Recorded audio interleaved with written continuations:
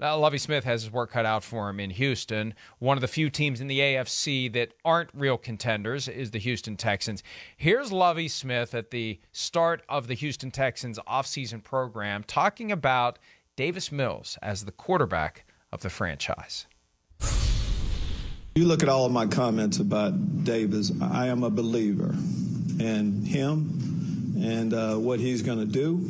Eventually, he's got to do it all on the football field consistently, where everybody loves him, every snap and all of that. But before a guy has played enough to do all of that, it's just he shows up every day. Availability, he is available. And he has recruited other players to come here. And what the guys see him doing is just working. And when I say I believe in him, Help Hamilton, second year in the system. All of these things. And if you just go back and look at the plays that he made, throwing the ball downfield last year, so many good things that he did. And that's as a rookie. The improvement that you see from year one to year two is normally, a big improvement. And that's what we're going to get from him. Look, I think that the Texans understand that they're not going to be competitive this year.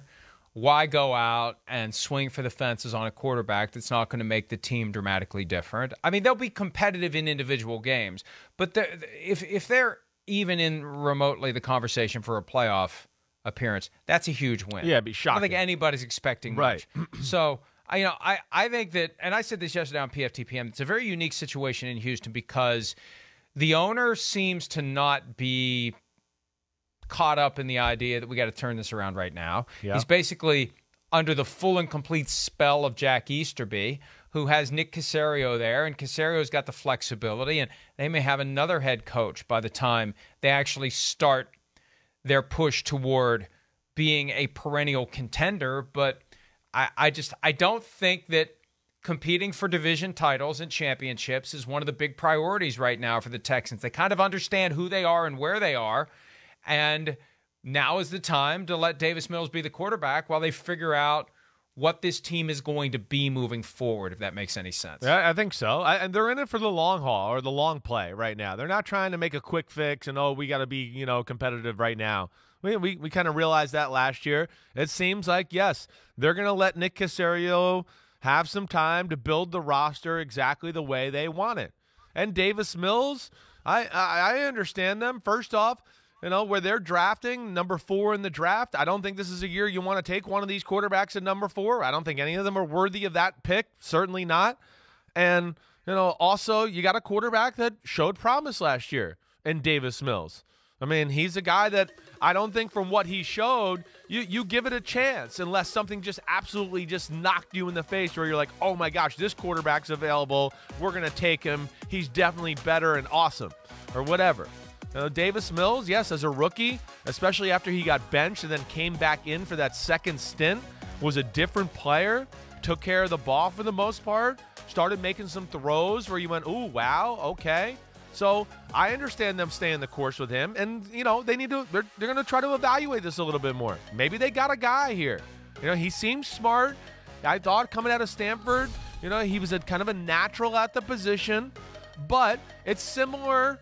And I think even on maybe a lesser scale, at least in my opinion, as we sit here right now, of what we just talked about with Kirk Cousins. This is a system guy, in my opinion. And his arm's not even as good as Kirk Cousins, to where that's where it's a little different. I don't know if he's ever going to be a guy that's going to make game-changing throws or game-changing plays, when things are a little off-kilter. And that's the part I need to see a little bit more. And but hey, Nick Caserio, that group up there, I can understand them liking him. And Lovie Smith, the defensive coach, the guy's smart, takes care of the ball. I get it. This gets back to what we were talking about earlier in the program when it comes to ownership of teams. You either have enough money to go buy a team or you are in the right place from the perspective of the reading of the will to inherit the team. Cal McNair inherited the team from his father, and the team has not been great in the past few years, especially the last 2 years. 8 combined wins in 2020 and 2021. They had 6 playoff appearances in 9 seasons, never got farther than the divisional round. 4 losses in the divisional round of the playoffs in 2011, 2012, 2016, and 2019. They lost a couple of times in the wild card round. And I guess you have to ask yourself, if you're Cal McNair, like, if we're not even going to get to the AFC Championship game, like, I mean, what's really our priority? And Golick and I were talking about this yesterday. For a lot of owners, it's just make as much money as you can. And I suspect that most organizations have a secret spreadsheet somewhere that shows their profitability in the years where they get to the playoffs and have spent the money necessary to be a playoff team, and the years where they don't get to the playoffs and they haven't spent the money, but they're still making a crap load of it. There's probably a lot of teams out there that make more raw profit in the years where they're not very good. I wouldn't be surprised by that. I wouldn't, especially for those teams every now and then that, just out of nowhere make that huge push of, cash and spend. Okay, we flip things around for, a year or two, but we don't really know how to, bring guys up the ranks as far as developing or fill in holes through free agency. So now we're back to not being good. And, hey, we realize, we do make money when we're not that good. I wouldn't be shocked by that at all. I wouldn't. Houston's in a state of flux as it looks right now, definitely. And it seems like they're going to kind of build their team, evaluate the guy they got at quarterback. They think he's got a chance, and then they'll see. And if that doesn't work out, they're going to be firmly in that quarterback draft or big free agent quarterback next year conversation. Over under on the number of years Lovie Smith serves as the head coach of the Texans. 2.5 is the over under. Which side are you taking? I mean, as it looks, the way, again, I like Lovie Smith. I'm not talking about what I think of him. I think it'll be less than that.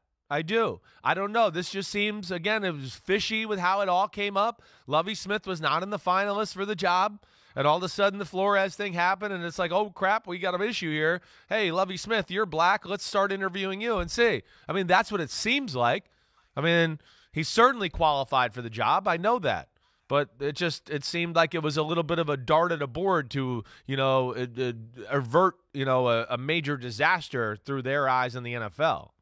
I think two teams moved in dramatically different directions at head coach because of the Brian Flores lawsuit. One, as we have previously discussed, and Dolphins fans and Buccaneers fans and Saints fans don't want to accept, Sean Payton was the target to be the head coach of the Dolphins before the Flores lawsuit. And in Houston, I think if the Flores lawsuit isn't filed, Josh McCown's the head coach of that team right now. I really think that. And I think if it had come down to Flores versus McCown as the finalists, without the Flores lawsuit, McCown gets the job. Even in a stare down with a guy who's been an NFL head coach for 3 years, an assistant coach for a generation before that. Josh McCown, no coaching experience at the college or NFL level. I think they would have hired Josh McCown if it came down to him and Flores. And it did come down to him and Flores. And what did they do? They punted. They went and got Lovie Smith, and Lovie Smith, I guess Smith has said, well, I was a candidate all along. Well, nobody bothered to tell the media that. Nobody bothered to leak that. When Nick Caserio was telling whoever who the finalists were, Lovie Smith's name wasn't on the list. No. And if they got it wrong, that would have been the time for them to say, oh, wait, there's not 3 finalists, there's 4. Make sure Lovie Smith's name's on that list. Agreed. There was nothing on anybody's radar that I know of talking in the NFL that Lovie Smith was going to be the guy or at the forefront of their discussions for the head coach. I mean, it seems like it took a total right-hand turn, left-hand turn, whatever the hell you want to talk about, right when the Flores decision happened or lawsuit happened, and that's where things, went a different route. But that's I don't know, Mike. What do you think? You would 2.5 over under. What are you taking there? Under. Yeah, under. I know. Unless the lingering pressure of the Flores lawsuit, and we don't know how long it's going to take to resolve, right? Because here's the reality. Here's the reality. Lovie Smith was in on the tank in Tampa Bay, and to his credit, when he was fired, he never stood up and said, hey, they tanked in that Week 17 game in 2014 against the Saints. They told me to take out half the starters so that we'd lose that game so we'd get Jameis Winston. But I look at it this way. If they aren't careful and they kick Lovie Smith to the curb, and Lovie Smith has an epiphany as to what really happened, he may be deluding himself for now about what really happened and how he got that job. You kick him out of that job after a couple of years, and he may say, you know what? those bastards, sorry, all due respect, those people, they hired me just because they couldn't hire the guy they wanted to hire in Josh McCown because of the Flores lawsuit. They and then the next thing you know, you got Lovie Smith running to court, and I'm not saying that in a derisive way. I'm saying that in he'd have every right to. He'd have every right to if this scheme is exposed, that his race was a factor in him being hired because of the Brian Flores litigation. And then they turn around and fire him and not give him a real chance. Treat him like a bridge coach like Steve Wilkes is complaining of being. I think that for as long, you know what? I'm going to go over now. You're going to go over? For as long, because I don't think the Flores litigation is going to be gone quickly. And as long as that case is around, I think the Texans would be very wise to continue to perpetuate the ruse that Lovie Smith was the guy they were going to hire all along. And I think you and I both can justifiably develop an opinion that they wouldn't have hired Lovie Smith but for the Brian Flores lawsuit. Yeah, I don't know. I mean, their last two hires both seemed like a ruse. I mean, David Culley seemed like it was a one-year holdover for something else type of move, and this as well. But at the same time, they're going to be able to argue and go, hey, we hired two African-American head coaches, which is, of course, a bunch of BS if there was no real commitment to the long-term future there. And that's the problem. I don't think so. I don't think the Texans even care sometimes. I'm not sure. I think Nick Caserio, I don't want to say that about him. I'm not sure ownership really cares about how they look to the rest of the world. I don't know. That would be my assessment. Well, but if that's the case, they would have hired Josh McCown. Well, okay, that's a good point. I don't know what to say there. You're right. I don't have a comeback for that. But really, if they truly didn't care, they would have hired Josh McCown. I think / kind of know that the league got involved in nudging these teams toward that's what I would think too. Something that would be for the greater good. And, if Houston ends up getting a Super Bowl at some point down the road, there's not going to be any tracks that would lead it back to Cal McNair taking one for the team, taking one for the shield, being the shield of the shield, and hiring Lovie Smith at a time when he wanted to hire Josh McCown. That's what makes, and I know we're way off track at this point, but you know what? No one's tried to rein us in yet, so we'll keep going. That's what makes the litigation fascinating if it plays out in a traditional court, through traditional discovery, with the traditional processes of tracking down text messages, emails, and grilling people under oath. Because people, when they're in situations like this, they're careful, but they're never as careful as they need to be. When things are being reduced to some form of writing, there's always going to be that one document, that one thing that you find, that one thing that the lawyers are tempted to bury. And in today's digital environment, it's impossible to shred a document and act like it never existed. There's going to be a digital footprint. That one text message, that one email where you let your guard down just enough and you said something that haunts you in the litigation. So that's why I hope this plays out in court, because any other effort, we're not going to have the benefit of seeing exactly what the Texans did and why they did it. But I suspect that the lawyers will be able, as they delve into this, because now they're a defendant, because Brian Flores is arguing he wasn't hired in retaliation for his lawsuit. And I don't agree with that. They would have hired Josh McCown but for the lawsuit. But they're going to have the license to dig around in all the communications. And they're going to be able to talk to Nick Caserio and Cal McNair and Jack Easterby and Janice McNair, who was in on some of these interviews. And they're going to be able to – I may be getting the name wrong, but regardless. Okay, but Cal's wife. I think it's Hannah McNair.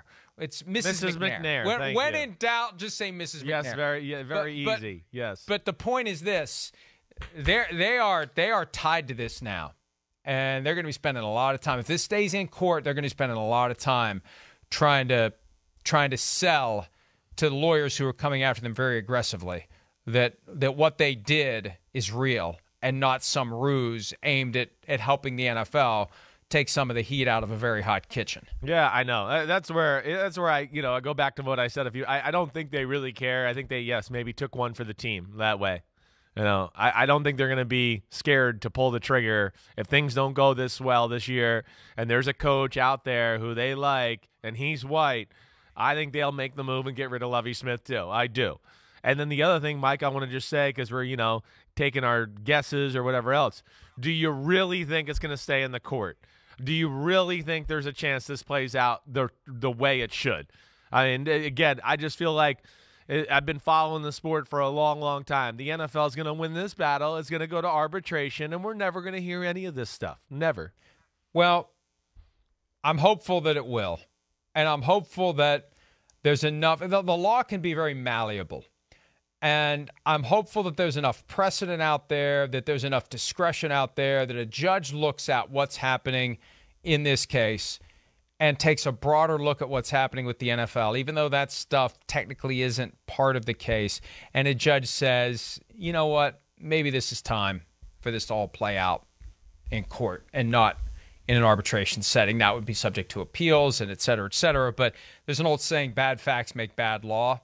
What that means is if you have a set of circumstances where people say, man, this just isn't good, judges find a way to bend the law toward making it right, even if you're technically fracturing the legal principles that otherwise would apply, because you feel like a just result in this case requires it playing out in court, not being hidden away in arbitration. So we'll see. I'm hopeful that it'll all play out. Hi, I'm Mike Tirico, and thanks for watching. Make sure to hit subscribe for the latest news and highlights from NBC Sports.